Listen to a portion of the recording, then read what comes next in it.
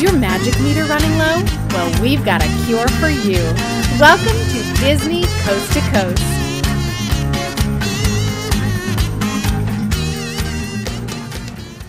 Hey folks, and welcome to Disney Coast to Coast, the ultimate unofficial Disney fan podcast. I'm Jeff DePaoli. And I'm Patrick Dougal. And what a week of news, as always. Disney news here and there. Before we get into this week's news, I just want to mention a couple things we've briefly spoken about in the past, but yes. I actually experienced them now at Disney California Adventure. The Ant-Man preview, which I know you had mixed feelings about.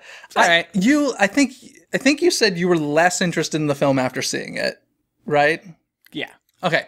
I was actually more interested in the film after seeing it for one reason only. Can you take a guess why? What did it remind me of? Honey, I Shrunk the Kids. Yeah, it totally did. As I was watching, I was like, you know what?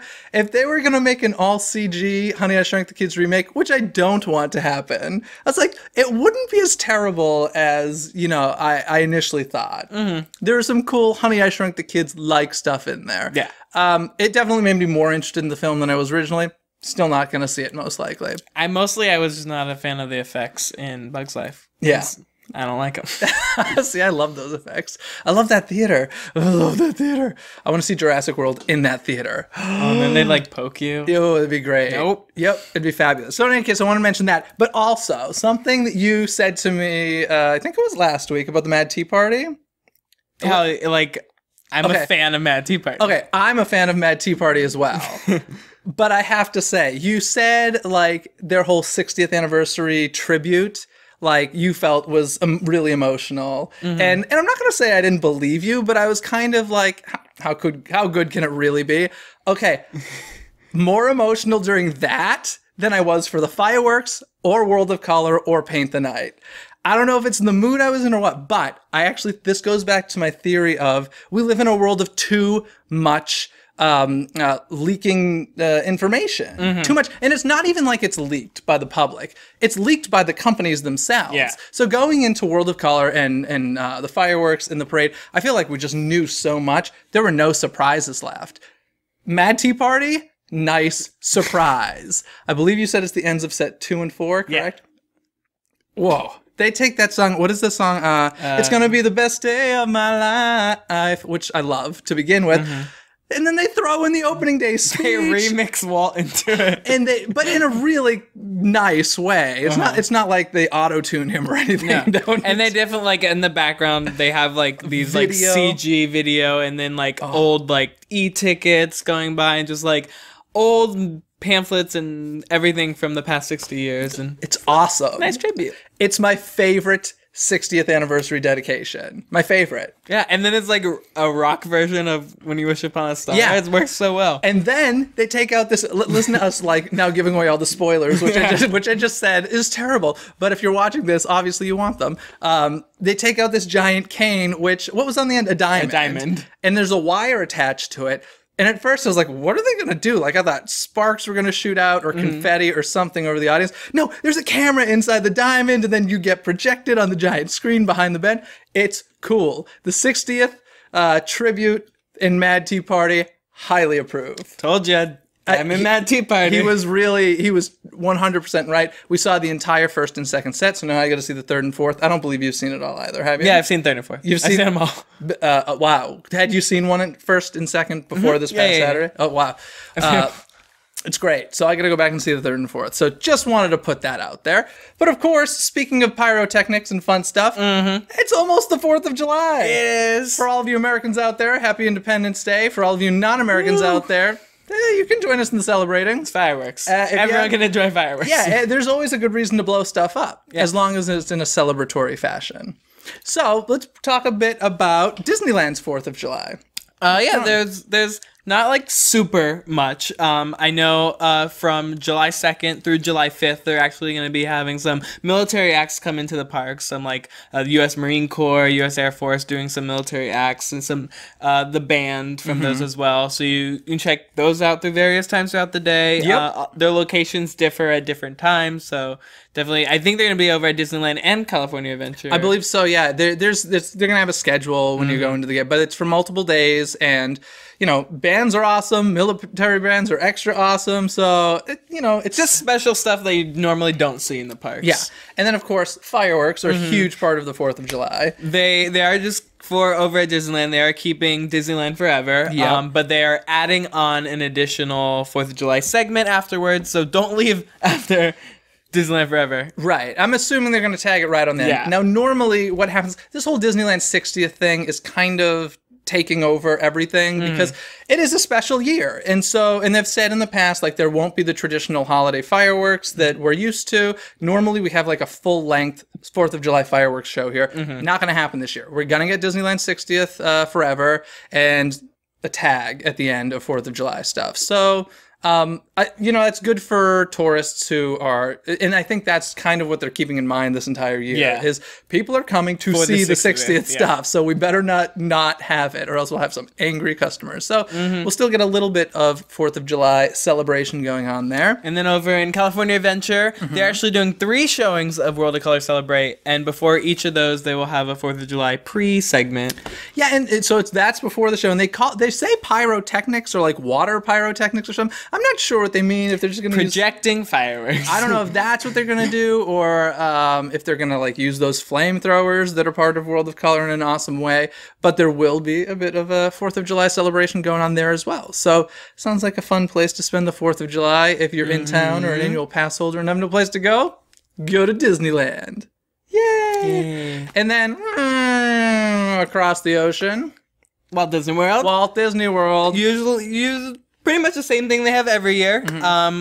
Over at Magic Kingdom, they have the 4th of July concert in the sky that premieres on July 3rd and July 4th. 2 nights. So 2 times to see it. And then over at Hollywood Studios, they do a rock and roll 4th of July show. Is this new? No, they've been doing it for the past couple of years. So it's like they do some 4th of July fireworks set to rock and roll music.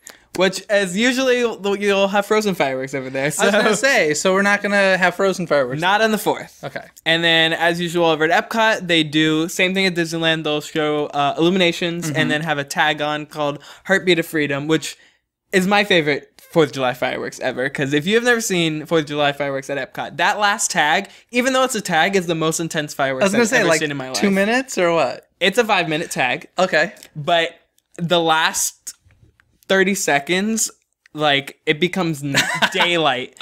And afterwards, you go blind and deaf for a good, 5 seconds. That's the way I like it. If you're going to blow something up, blow it up. And it's so funny because, obviously fireworks are a huge staple in the Disney parks. And we kind of, annual pass holders, let's face it, we get immune to them. We're like, okay, fireworks. Like, I love them. I always love them. But... on the 4th of July and New Year's Eve, they... better be big. they're huge. Yeah. And I've seen the 4th of July fireworks here and the New Year's fireworks here a couple times. And I'm always just like, oh my God. Like, oh my God. And do they do I haven't been here for 4th of July or gone on New Year's, but do they do the 360 fireworks? I don't know specifically for those holidays. I mean, Disneyland, Remember Dreams Come True used to always have 360 fireworks. I can't remember. I feel like they probably do. They should. Okay. I just remember, a ton blowing up over the castle. But I'm sure they do the 360. Usually over at Walt Disney World, Halloween, Christmas, and 4th of July are the only ones that have 360. So that'll be a shame to check it out. Gotta love that. So I think that's everything for 4th of July news. Yeah. And at Epcot's, I love them, so I gotta mention it. The Voices of Liberty. They're an acapella group, right? Beautiful acapella group that performs at Epcot. They'll be performing at the American Gardens Theater as well as inside the American Adventure. It'll be like their normal sets, but they'll have extra patriotic songs. Yeah, I love them. And special little tidbit: if you hang out at Epcot and the American Pavilion on the 4th of July. Usually the Fab Five characters are out in their colonial outfits. Ooh. So you can meet them. One day only. I love little tidbits. Yeah. Good tidbit. Nice. And if you're going to Animal Kingdom, sorry. Yeah, right. No explosives. Get a Pirate Copper. Okay, so moving on from 4th of July, since we're over at Walt Disney World, a little bit of news. Now, I'm sorry to report this because Patrick was so excited about it last week. The Animal Kingdom. First of all, I have to make a correction about our Animal Kingdom statement because Jordan Midson wrote in, thank you very much, the Animal Poo treats were not in Starbucks. It was in Zuri's Sweet Shop. So I think we might have been a little confusing about that. So we apologize. But guess what? It doesn't matter anymore because they're gone and most likely, although not officially, most likely gone forever. Apparently, some people were grossed out by this. Not me. No, Patrick was excited. On a scale of 1 to 10, how disappointed are you that you may never be able to try them?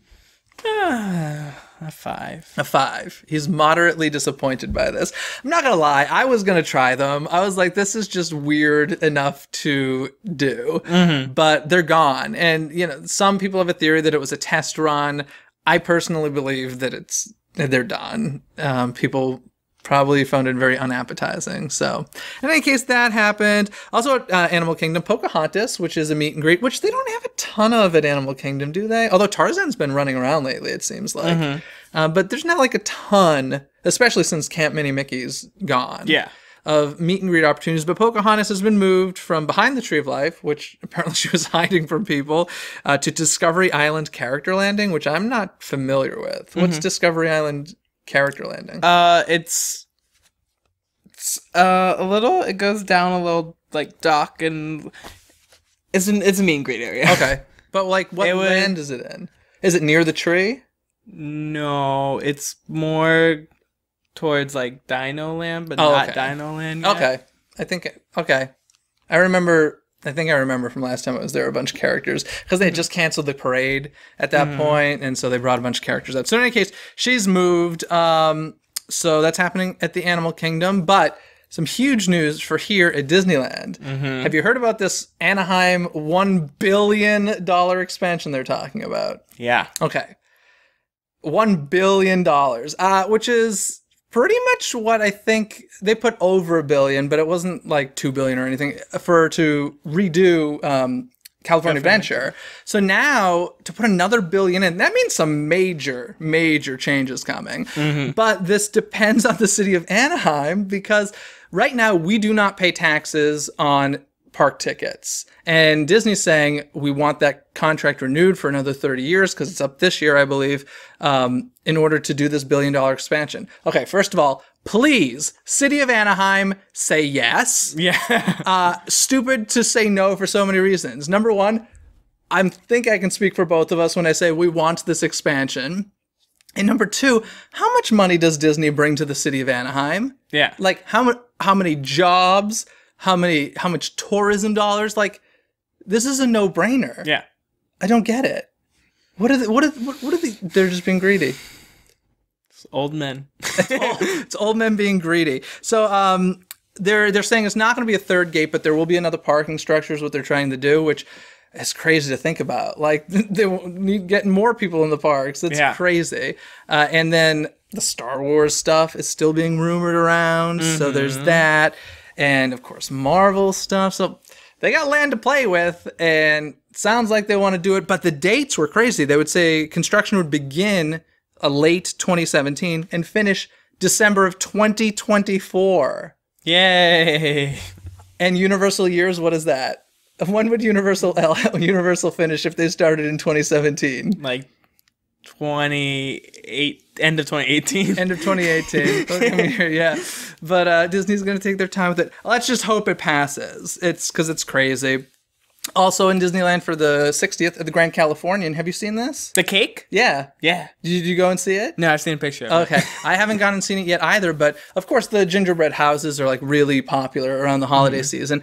Now there's a giant cake that looks like Sleeping Beauty Castle. See, my problem is that with this, but I know it can't be, is they call it a cake. Yeah. It's but mostly wood. it's Rice Krispie treat. Oh, is it? Yeah. Okay. It's all at least it's all edible for the most part. The structure is Rice Krispie treat, and like that's not a cake. Yeah, I agree, but I think it's better than the gingerbread houses like they do. I think it's at the Grand Floridian where it's a wooden structure that they like essentially glue gingerbread onto. I'm like, no, not the Grand Floridian ones. There's one they had a wood one in Contemporary, but usually the Grand Floridian ones are all gingerbread. Okay, you can go up and bite it. If you want. I mean, I'm sure after a day, it's like, I'm sure it's all stale gingerbread. I was going to say. Because they have to be really hard. Plus, the amount of length of time that these things are on display. Can you imagine when they're done? I hope nobody in the kitchen's eating that. No. They probably grind it all up and put it like as sprinkles on top of cupcakes or something. That's what you're getting. Yay! That's happening. Spreading rumors. Yep, starting rumors. And okay, now some big news that Big news. I couldn't be happier about. The extinction of selfie sticks at the Disney parks. So happy. So happy. Are you happy about this? I don't really know your opinion on this, to be honest. No, I do not like the normal iPhone selfie sticks that extend out 6 feet. No, we don't need this. However, with that, they're not only banning selfie sticks, but almost anything else that can be a camera holder, anything from a little monopod thing to a grip for a GoPro, which that I don't approve. I've heard that if it's like a Steadicam thing, you can use. Nope, they're banning anything that attaches to a camera, even a tripod. Well, tripod, you don't need a full tripod.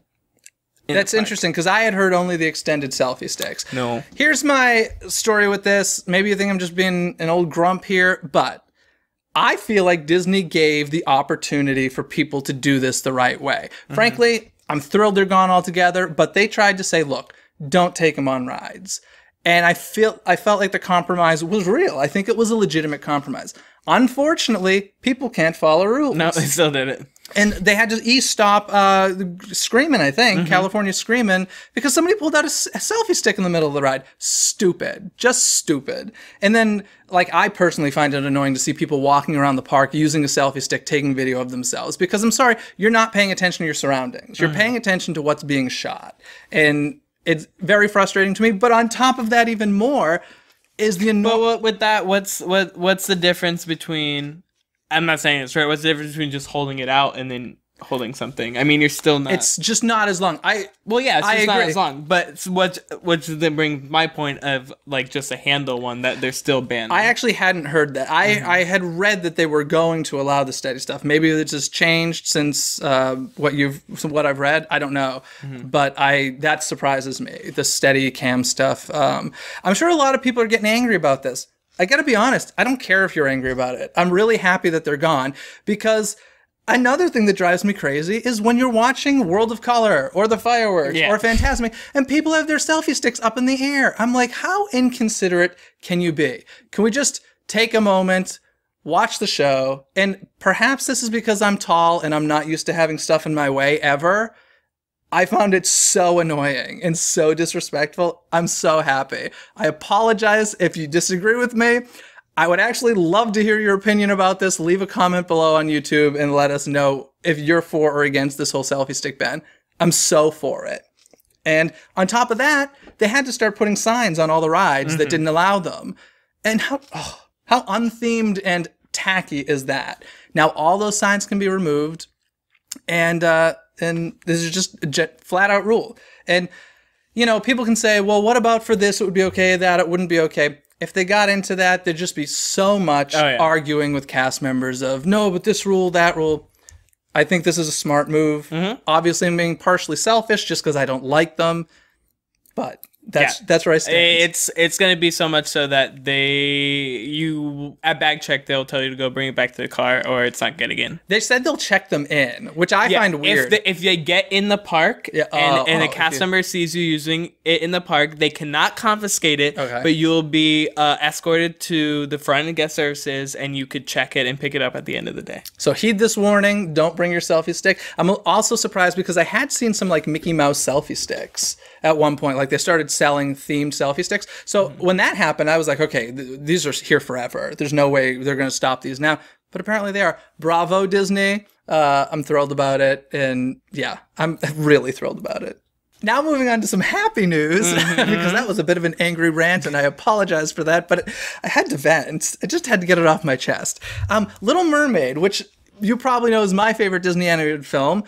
You may also know it was a Broadway musical. It flopped, no pun intended, but it didn't do well, and I agree it shouldn't have because it wasn't very good. But have you seen video of this Japanese production? Yeah, it's this went this has been going around recently, but it's actually a pretty old-ish video. Yeah, I was going to say, I feel like I remember hearing about the Japanese production. I don't know if they were in previews and it officially opened or what, but it's the Shiki Theater Company in Japan. And instead of, if you didn't see any video of the Broadway production, it was, we'll try and find some and stick it on our Facebook page, so check it out there. And the video of Broadway was swimming was wheelies, essentially. They wore wheelies and skated around the stage. It never worked, in my opinion. I was never a huge fan. They're doing it the right way in Japan. They're flying and swimming, and I am not like one of those, I want to see people fly in theater all the time thing. Like, I think it's overdone, personally. The video I've seen, it's done really beautifully here. It allows for a nice tail for Ariel. The only thing that I think is weird is the hair. The hair. It looks like Marge Simpson because they wanted to give like this feeling of floating through water. I mean, but it's really stiff. It's super stiff, and it's just like a straight cone up. Like, it's very weird. And if you've seen the original Ariel, when they put the Little Mermaid ride at Walt Disney World, did she have the crazy cone? Nope. Okay, so it was only here at Disney California Adventure where for a while she had this crazy, like, it looked like, a swirl ice cream on top of her head during the Under the Sea sequence. It's kind of like that. That's what they did. It's weird. So I could do without that and suspend my disbelief that it's not floating around. But I think it looks beautiful. I really wish it had opened on Broadway the way that they're doing it here, because I feel like it got gypped. And who knows, maybe we'll get like a national tour in America that'll do it more this way. But even like the sets look, I just wasn't crazy about the Broadway production. And that makes me so sad to say, because I love Disney Theatrical Group and I love Little Mermaid. So they fixed the problem. I never saw it. You've seen video though, right? Yeah. Yeah. Yay! Anywho, so I'm excited about that. What else is going on? Oh, a little bit of sad news. If you didn't hear, James Horner, the composer, passed away in a plane crash. He was flying the plane. Super sad. I think most people think of him and just immediately go to Titanic, which of course is fantastic, and he won an Academy Award for it. But you may not realize he wrote quite a few scores for Disney, including The Rocketeer, which of course is like a huge cult classic, Honey, I Shrunk the Kids, which I just happened to have on the TV when I heard about James Horner's passing. I love the score to Honey, I Shrunk the Kids, and he worked on Captain EO as well. So that's sad. And I guess you consider it Disney, but he did score the first Avatar film. That's true. And then was set to score the sequels. So I'm sure we'll hear his music in Avatar Land. Yeah. To be honest, I can't remember the score from Avatar. I'm not a huge Avatar fan. So. I can. Can you? Is it a good score? Yeah, it's a great score. Yeah. I loved the Titanic score. I'm obsessed with that film. So that's a bummer. But I remember like learning his name when Titanic came out, and then I would notice his name in places. And I remember the day I noticed it on Honey, I Shrunk the Kids, and I was like, oh my God, that's James Horner, so good. And I love him, but it's such a sad story. We can't end on a downer though. No. So let's talk a little Spider-Man. I just shot a web. We'll add it in post. Okay. No, we won't. But Spider-Man has been cast. Yeah. Tom Holland. I am not familiar with this boy. Neither am I, but super young casting. Like 19, I think, right? Yeah. Yeah. He was in a film called The Impossible, and he's coming out in a film called In the Heart of the Sea, which Ron Howard produced. It's Moby Dick related. I've heard about that film forever. Yeah. I remember being invited to a screening of that about a year ago, so I don't know if it's in post-production problems or what. But he's got a couple films under his name. Sounds like people are stoked about him. I don't personally know his work, but I'll be interested to see what they do with this. I feel like we've seen the Spider-Man origin story about 1 billion times, so I don't know what else they can do with it. But let's see. Oh, interesting. They're going to introduce Spider-Man in a different Marvel movie, though. Yes. So the first time that we see Spider-Man will not be a Spider-Man movie. What do you think it's going to be? I feel like they said it was going to be like Captain America. I think those are the rumors that it was Civil gonna, War. I don't know if there's been any. I haven't heard any official announcements, but I feel like the rumors. I feel like if they casted him this early, it's probably in Civil War. Cool. Well, we can look forward to that, or you can look forward to Yay. that. I've actually always been of the superhero Spider-Man. I really liked when the Tobey Maguire originals came out. I was like really into the Spider-Man and stuff. So who knows? Maybe this will bring me back to it. I even liked Andrew Garfield as Spider-Man. Yeah, I like Spider-Man. So that's cool. Innoventions. Oh, one more thing about Spider-Man. Did you hear they're comparing it to like a John Hughes movie? They're gonna, if you don't know who John Hughes is, Breakfast Club, Pretty in Pink, like those classic 80s movies, they're saying it's gonna have like that sort of tone to it, which I feel like is appropriate for the character of Peter Parker. Yeah. So that's kind of cool. That'd be fun. Yeah, so there's that. And then, speaking of Marvel, Innoventions, November. There were rumors about like a Disney 60th display in there. Not going to happen, apparently. Upstairs, Marvel. Downstairs, Star Wars. So, sounds like the permanent Star Wars stuff, the new Star Wars stuff is starting to come. Marvel was kind of upstairs already. Yeah. Pretty much. Yeah. So, I wonder do you think it'll spin anymore, that Innoventions building? What? No. I love that reaction. No. I do know they also filed for a permit of like a Marvel gift shop. Ooh. So we can look for a gift shop. In Tomorrowland? Yeah. Innoventions somewhere, maybe up in inside there. Innoventions. Yeah. Okay. That makes sense. All Marvel gear if you want to get some Marvel stuff. And then speaking of Marvel, recently they just announced the title for the new Guardians of the Galaxy sequel. They did. And it's super, what do you expect it to be? Not Guardian of the Galaxy 2, but it's Guardians of the Galaxy Volume 2. There you go. Because it's a cassette. Great title. You know, it's going to be a good movie. It's got Chris Pratt, so it's got like the golden touch right now. So I am looking forward to Guardians of the Galaxy Volume 2. So that'll be cool. Mixtape 2. Mixtape number 2. That's what we're going to call it. Mixtape 2. Let's see. I think that's all of our news for the week. That was a lot of news. Yeah, and also, if you are watching this on the release date of Wednesday, Peter Pan just reopened over at Disneyland, and I actually had a chance to ride it this weekend. Did you do it? I did, and the first scene is different and great, and it's the same ride throughout the rest. Yeah, I'm hearing not the greatest things. It's a great ride. Cool new effect. Did it need to be closed for this length of time? Absolutely not. And what about no face projection? No like Seven Dwarfs face projection? That's what I was hoping for. That's why I thought it was closed for so long. No, honestly, Disney timelines, like, I don't know. I feel like it could have been done in a month, maybe, but 7 months is. It was a long time. January, closed. I think it's been down for. Closed for a long time.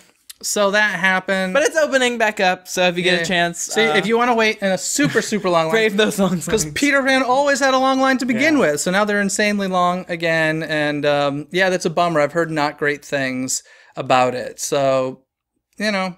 It's not great if you were expecting too much. It's great if you were, it's just open. You know what I was expecting? I was expecting 7 months of work. Yeah. That's what I was expecting. No, that's what you didn't get. Excellent. So Peter Pan, go check that out. And I just want to remind everybody, we have a contest going on right now. It's your last chance, couple more days to enter the contest to win some Inside Out prize. Check out DisneyCoastToCoast.com and hit the contest tab, and you can find all the rules there. How does it go? Boop, boop, boop. And there's that. And that means it's trivia time. Now, this week and some other weeks forward, we're going to be doing something a little bit different, where instead of Patrick and I asking trivia of each other, we're going to be doing trivia with other people in the Disney podcast community. So this is going to be our first time doing it. We're not going to do it every week, but we're going to do it often. Some trivia guests. Yeah, some trivia guests. So let's check them out right now. Okay, folks, today we have WDW Park Hopper Podcast here with us. Now, WDW Park Hopper Podcast is all about following Dan as he hops around all of the Disney parks, recording his experiences and commenting along the way in live stereo sound. It is pretty cool. You can join him as he experiences attractions, shows, restaurants, shopping, meeting cast members and crazy park guests, and so much more. You can find all of this at wdwparkhopper.com. Dan, thank you for being on the show. Hey guys, thanks for having me. It is a pleasure to be here. Yeah, I was listening to your show the other day. It's quite a unique little experience you got going on there. Yeah, originally the spirit of that came from a guy called Jeff from Houston, and he had the Meandering Mouse podcast. I don't know if you've ever heard of that before, but he stopped doing the show 3 or 4 years ago, and I really missed it, so I just picked it up and kept going. So I've been having a blast doing it. It's fun. What kind of equipment are you using? Like, are you carrying around something big, or is it just a tiny little mic you connect to yourself? Yeah, good question. What I do is I carry around just an audio recorder. It's a Tascam device. And then I clip 2 microphones to each side of my lanyard. So it just looks like I'm carrying a fuzzy Disney pin around the parks. And it picks up great, and I don't have to really worry about it. And it just goes along with me. So it's a lot of fun. And from what I can tell from the episodes I've heard, you enjoy eating at the parks. Food is half the fun, yes. Yeah, It's true. and since you're doing it for a podcast, it's like a tax write-off, isn't it? Oh, yeah, that's it. Exactly, sure. Totally. It's really funny, but it's fun. I suggest checking it out, www.parkhopper.com. But now on to the main event. We've got some trivia for you guys today, and today's theme is Epcot. So, Dan, why don't you hit us first with your trivia question for us? All right. This, by the way, is Patrick's favorite park, so It is. I am leaning very heavily on Patrick for this one. Okay, so should I go a little tough or should I go easy on you guys? You know what? I would say go with what you think is the most interesting question that our listeners would appreciate. Okay, all right. Well, how about this then? What are the available methods of transportation for Walt Disney World guests to travel to Epcot? Oh, So- I think I know this. So you're a guest staying at one of the resorts. What are all the possible methods of transportation to get to Epcot? You hop on the monorail. Monorail. Okay, There's- good. This one. There's the boats that take you. I think that what is that? The Swan, the Dolphin. It's like the boardwalk The boardwalk. And Yeah. is it only those 3 that you can take the boat from? Maybe the Beach Club. Beach Village. Maybe. You can get, from the beach club, right? Yeah. So there's the boats, there's the monorail, there's the buses, obviously, and I think walking, if you really wanted to go on an adventure. Yeah, you can do it. You got it. That's it. And do you know, as a bonus to this, do you know the name of the boats that take you to Epcot from, say, the boardwalk or Hollywood Studios? The Titanic. The It's not that. I don't know. What are they named after? Or just like people say, go take the blank boats. A ferry? It's a ferry, but it's the friendship boats. Oh, yeah. Really? Yeah, You gotta love the way Disney names things. exactly. It's really not. There's nothing friendshipy about the boats, but sure, we'll accept it. The friendship boats. So you're probably thinking like the fantasy or the magic or something like that. Right? I was thinking, I was gonna say like the water ferry or something like that. But do they actually have like signs that say like friendship boats this way? Yeah, they're at the boardwalk. You can join board one there. Yeah, absolutely. Awesome, cool. What's your preference as far as getting to Epcot? Which one do you choose? My preference is to park at the boardwalk and just sweet talk the cast member there, and walk from the boardwalk into Epcot. Love that experience. And when Illuminations is over, you can just slip out the back door there through the International Gateway, hop in your car at the boardwalk parking lot, no traffic, and zoom right back to your resort or wherever you're going. So definitely my preference. Why do you say you have to sweet talk the cast member? Because for parking at the boardwalk? Yeah. Exactly. You'll go in and say, I'd like to park here. And they're like, well, why? So I usually try to say, hey, I'm just here to see the boardwalk and go over to Epcot. Would it be possible to park here? And usually they're pretty nice about it. That's cool. Yeah. Huh, and it was like a 10-minute walk? Yeah, probably. Maybe even less than that. The other way I go is I go over to Hollywood Studios taking the same trick. Okay. And that's a little bit longer walk. That's probably more like 10 to 15 minutes. But to get to the boardwalk from Epcot is, 5-10 minutes tops. Awesome. See? Trivia and a tip. Look there you go. There you go. Awesome. Okay, we got some Epcot trivia for you. All right. Oh, boy. So in an interview with Disney legend Marty Sklar, he once mentioned that he thought the name for Epcot would have been better with this particular name. Do you know what name that would be? So basically, if Marty Sklar could have named Epcot, what would he have called it? Gosh, I think I've heard Jim Korkis talk about this, but I cannot remember. I'm out. Okay. The answer is... Waltopia. Waltopia. Yeah. Oh, wow. No, that's not what I thought it was. Yeah. Interesting. So Marty Sklar apparently said Waltopia, and another, I guess this is kind of Epcot related, but when they were first talking about doing a second gate park here at Disneyland, I've heard they wanted something called Westcott. Okay, now that's what I've heard, yeah. Which that would have been like basically where Disney California Adventure is. And I always thought that was a weird name because it's not like the E in Epcot stands for East or anything. Yeah. It's not Right. like it's Eastcot and then Westcot. I thought that was very strange that anybody thought that was a good idea. But Yeah, sounds like they're just kicking around all kinds of ideas. yeah, so hey, it's blue sky season. You know, they're like, That's right, you know? what the heck? Let's do anything.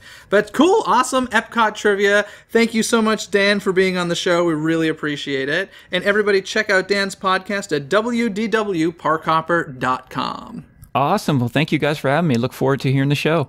That was a lot of fun. We want to thank them for coming on the show. But now, of course, we've got to end another week's episode. But before we can, we've got to remind you there's so many ways to connect with Disney Coast to Coast, Always. including Facebook, and Twitter, and YouTube, and Instagram, and Tumblr, and SoundCloud, and iTunes. and I think that's it. I think that's it. Okay, there's probably many more. places. You can find everything at DisneyCoastToCoast.com. Thank you so much for tuning in. We'll see you next time. Bye. Thanks for listening to Disney Coast to Coast. Have a magical day. Now for the strangest Disney news, I think. Oh, this is my favorite This Disney news. is the weird. I'm then saying. Oh, I was when this happened, I was like, genius! Whoever thought of this is genius because it's such a novelty idea that, of course, if I went there, I'd say, yes, I do want to get that.